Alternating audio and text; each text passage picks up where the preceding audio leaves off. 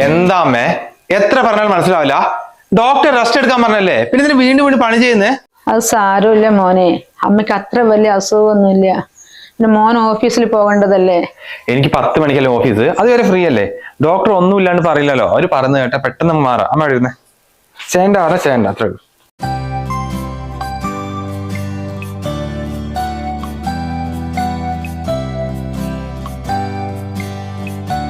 ഈ അമ്മ അങ്ങനെ തന്നെ ഏട്ടാ, എത്ര പറഞ്ഞാലും കേൾക്കില്ല, എന്തെങ്കിലുമൊക്കെ ചെയ്തോണ്ടിരിക്കും. ഏട്ടെന്താ സമയമില്ലേ, ബാക്കി ഞാൻ അടിച്ചോളാം. അത് സാല സജു, ഇത് ഇത്രയല്ലേ ഉള്ളൂ. നീ പോയിട്ട് അടുക്കള എന്തെങ്കിലും ചെയ്യേണ്ട ചെയ്തോ. ആ എന്നാ ഞാൻ പോയി കഴിക്കാൻ എന്തെങ്കിലും ഉണ്ടാക്കാം. അമ്മയ്ക്ക് എന്തെങ്കിലും ഇപ്പൊ വേണോ? എനിക്ക് വേണ്ട മോളെ.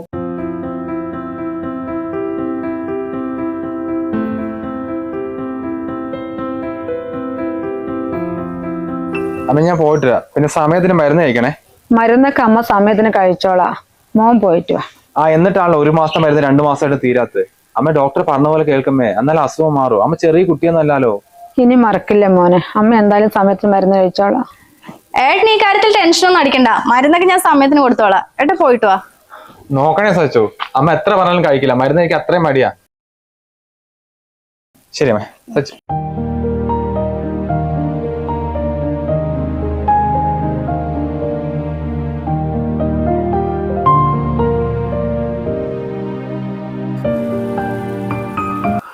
ദേ മോൻ അങ്ങനെ പലതും പറഞ്ഞിട്ട് പോകും. അതും പറഞ്ഞിട്ട് ഒരു പണിയും ചെയ്യേണ്ട ഇവിടെ ഇരിക്കണ്ട.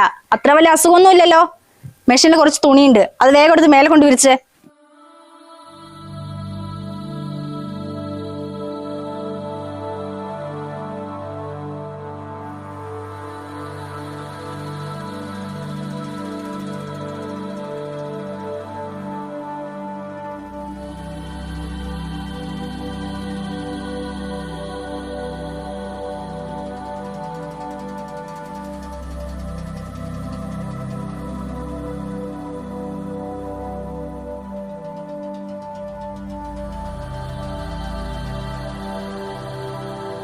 അല്ല, കുറച്ച് തുണിയും കൊണ്ടുവന്നിട്ട് കുറെ നേരമായല്ലോ. ഇവിടെ വന്ന് സുഖിച്ചിരിക്കുക. ഇത്രയും തുണികളുണ്ട്. സ്റ്റെപ്പ് കയറിയപ്പോ നടുവ് വേദനിച്ചു മോളെ, അത് കാരണം കുറച്ചിരുന്നതാ. ദേ മോന്റെ അടുത്ത് കാണിക്കുന്ന അടവ് എന്നോട് കാണിക്കാൻ നിൽക്കണ്ട. സ്റ്റെപ്പ് കയറിയിട്ട് നടു വിളിക്കത്രേ. എന്നാ പിന്നെ ഞാൻ നിനക്ക് ഒരു ലിഫ്റ്റ് വെച്ച് തരാം. ഓരോ കള്ളത്തരം പണിയും ചെയ്യാണ്ട് ഇരിക്കുക.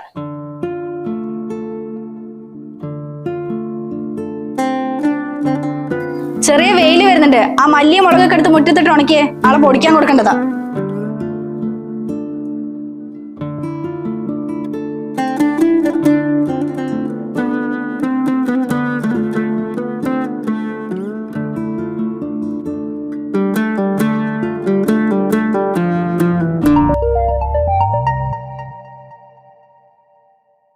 ഏട്ടാ, അമ്മയോ?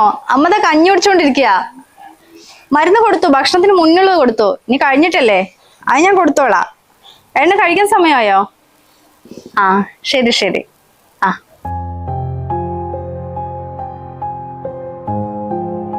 ദേ മോൻ വന്നിട്ട് ഇവിടെ നടക്കണ വല്ലതും പറഞ്ഞു കൊടുത്താണ്ടല്ലോ. എന്റെ സ്വഭാവം അറിയാലോ നിങ്ങൾക്ക്.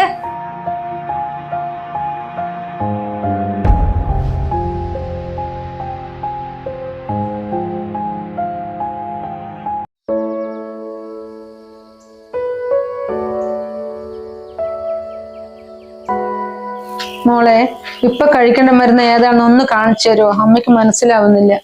മരുന്നിനൊക്കെ നല്ല വിലയാ. 3 നേരം ഒന്നും കഴിക്കണമെന്നില്ല, ഒരു നേരം കഴിച്ചാൽ മതി. തീരും വേട്ടം തന്നെ വാങ്ങിച്ചു തരണ്ടേ?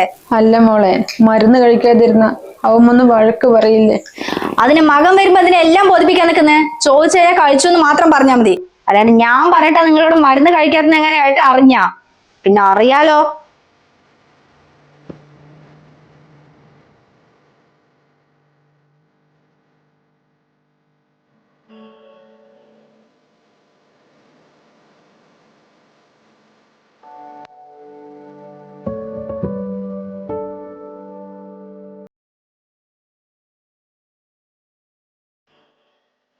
അതെ മതി മതി, ഏട്ടൻ വരെ സമയമായി. നീ ഇത് കണ്ടു വന്നിട്ട് വേണം എന്നെ ഓരോന്ന് പറയാൻ. അവിടെ പോയിരുന്നേ, ഞാൻ ചെയ്തോളാം.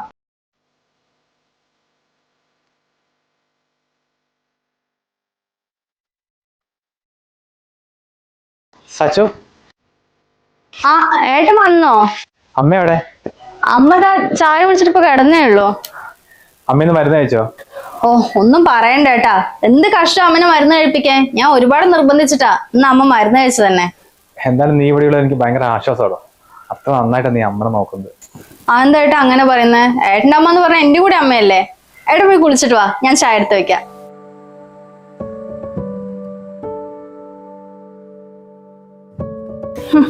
ഏത് നേരം നോക്കിയാലോ അമ്മ അമ്മ.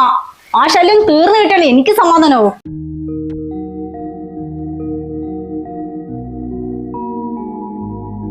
മോനെ എന്താ അമ്മ? മോനെ ഞാൻ ഒന്ന് മോളെ വീട്ടിൽ പോകട്ടെടാ, എനിക്ക് അവളെ കാണാൻ തോന്നുന്നു. 1 മാസം മുൻപല്ലേ ചേച്ചി വന്നിട്ട് പോയത്. പിന്നെ അവൾക്ക് 2 കുട്ടികളല്ലേ, അവരെ നോക്കാൻ തന്നെ സമയം പോരാ. പിന്നെ വയ്യാത്ത അമ്മ അങ്ങോട്ട് പോയാൽ അത് അവൾക്കും ബുദ്ധിമുട്ടാവില്ലേ. പിന്നെ സന്ധ്യ അമ്മനെ പൊന്നു പോലെയല്ലേ നോക്കുന്നത്. എന്തായാലും അമ്മയുടെ അസുഖം ഒന്നും മാറട്ടെ, ഒരു കുറച്ച് ദിവസം അവിടെ ഉണ്ടാക്കുന്നത് കേട്ടോ. മോനെ എനിക്ക് മക്കളിലേക്കൊന്ന് കാണാൻ തോന്നുന്നു, അത് കാരണോ. അതല്ലമ്മേ, ഇപ്പൊ ഞാൻ അമ്മനെ അവിടെ കൊണ്ടാക്കിയ അവൾ നോക്കുന്നത് പോരാട്ടെ ഞാൻ കൊണ്ടാക്കാന്ന് വിചാരിക്കും. അത് അവൾക്കൊരു വിഷമമല്ലേ. എന്തായാലും അസുഖം മാറട്ടെ, ഞാൻ കൊണ്ടാക്കുന്നത്.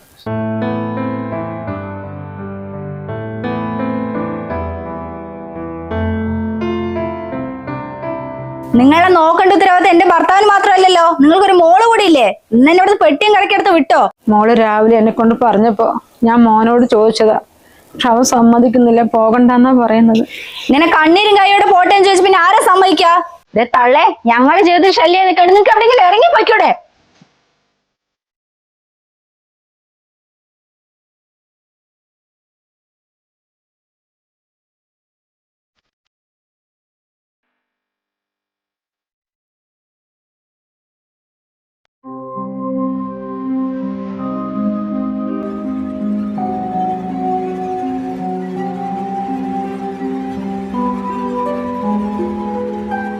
നിങ്ങൾ ഇത്ര നേരമായിട്ട് എവിടെയായിരുന്നു? അത് ഞായറാഴ്ച ആയിട്ടും ഓഫീസിൽ എന്തോ പരിപാടി ഉണ്ട് കൊണ്ട് ഇന്നലെ രാവിലെ നിങ്ങൾ ഇവിടെ നിന്ന് ഇറങ്ങിപ്പോയതല്ലേ. ഇത്രയും നേരമായിട്ട് നിങ്ങൾ വിളിച്ചിട്ട് കിട്ടാണ്ട് ഞാൻ അനീഷിനെ വിളിച്ചിട്ടുണ്ടായിരുന്നു. ഓഫീസിൽ ഇന്നലെ ഒരു പരിപാടി നടന്നിട്ടില്ല എന്നാണല്ലോ അവൻ പറഞ്ഞത്. സത്യം പറ, നിങ്ങൾ എന്നെ പറ്റിച്ചിട്ട് ഇത്രയും നേരം എവിടെയായിരുന്നു? അത് സച്ചു, ഇന്നലെ രാവിലെ നിന്റെ അനിയൻ വിളിച്ചിട്ടുണ്ടായിരുന്നു. അമ്മ രാവിലെ സ്റ്റെയർ കേസിന് വേണ്ടി തലപൊട്ടി ഹോസ്പിറ്റലിലാണെന്ന് പറഞ്ഞിട്ട്. പിന്നെ ഞാൻ തന്നെ അവനോട് പറഞ്ഞത് നിന്നെ അറിയിക്കണ്ടെന്ന്. അതിലും അമ്മമാർക്ക് എന്തെങ്കിലും പറ്റിയാൽ മക്കൾക്ക് സഹിക്കാൻ പറ്റില്ലല്ലോ.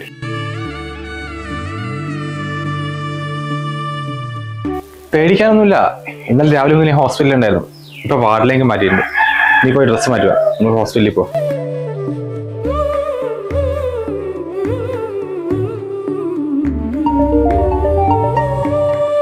ആ രാകേഷേ, ഇല്ലടാ, അത് രാത്രി വിളിച്ചെന്താ വെച്ചാൽ സന്ധ്യന്റെ അമ്മ ഒന്ന് ഹോസ്പിറ്റലായിരുന്നു. ഒരു 3 കുപ്പി ബ്ലഡിന്റെ ആവശ്യമുണ്ടായിരുന്നു.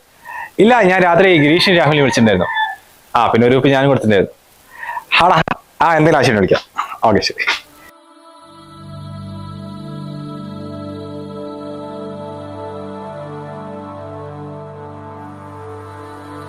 എന്താ സച്ചു ഇത്?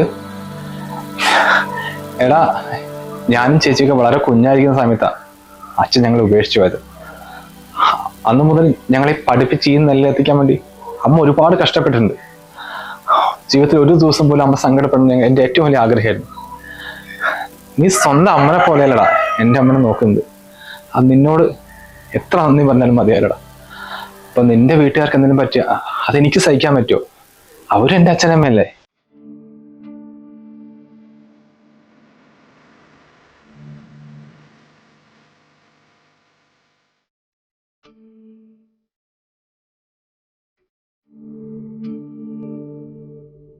മോളെ അമ്മ മേലെ കൊണ്ടുവരാം. വേണ്ടമ്മേ, അമ്മയ്ക്ക് കാല് വയ്യാത്തല്ലേ. എന്റെ അറിവില്ലായ്മ കൊണ്ട് ഞാൻ അറിഞ്ഞു അറിയാണ്ട് ഒരുപാട് തെറ്റുകൾ എൻ്റെ അടുത്ത് ചെയ്തിട്ടുണ്ട്. അതൊക്കെ ഇപ്പൊ ദൈവമായിട്ട് എനിക്ക് മനസ്സിലാക്കി തന്നു.